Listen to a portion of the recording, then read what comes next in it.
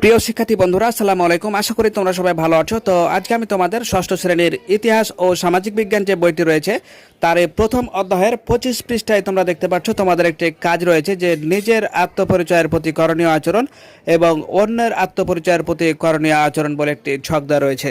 তো আজকে আমরা তোমাদের এই ছকটি সমাধান করে দেব। তো তার আগে তোমাদের একটা কথা বলে রাখি, আমরা ক্লাস 1 থেকে শুরু করে ক্লাস 10 পর্যন্ত সকল শ্রেণীর সকল বিষয়গুলো আমাদের চ্যানেলে অলরেডি আপলোড দেওয়া হয়েছে। তোমরা চাইলে তোমাদের প্রয়োজনীয় ভিডিওগুলো তোমরা চ্যানেলের ভিতর থেকে দেখে নিতে পারো।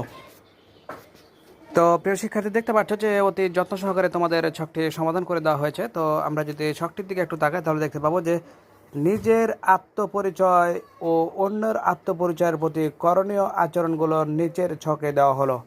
তো দেখতে পাচ্ছ যে সুন্দর করে দেওয়া হয়েছে যে নিজের আত্মপরিচয়ের প্রতি করণীয় আচরণ এবং অন্যর আত্মপরিচয়ের প্রতি করণীয় আচরণগুলো সুন্দর করে দেওয়া হয়েছে। তো দেখতে পাচ্ছি যে নিজের আত্মপরিচয়ের প্রতি শ্রদ্ধাশীল হওয়া, অন্যের আত্মপরিচয়ের প্রতি শ্রদ্ধাশীল এবং সহনশীল হওয়া আমরা সুন্দর করে দেখতে পাচ্ছি।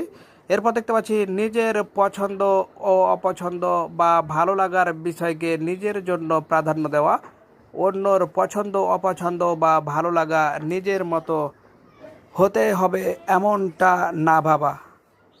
এরপরে দেখতে পাচ্ছি যে নিজের অবস্থান নিয়ে হীনমন্যতা বা অহংকার কোনোটাই না করা।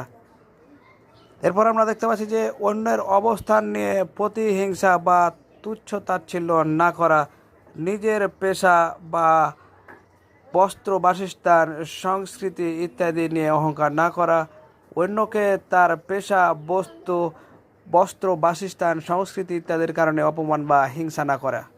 তো প্রিয় শিক্ষার্থী, দেখতে পাচ্ছ যে অতি যত্ন সহকারে তোমাদের জন্য আসলে ছকটি সমাধান করে দেওয়া হয়েছে।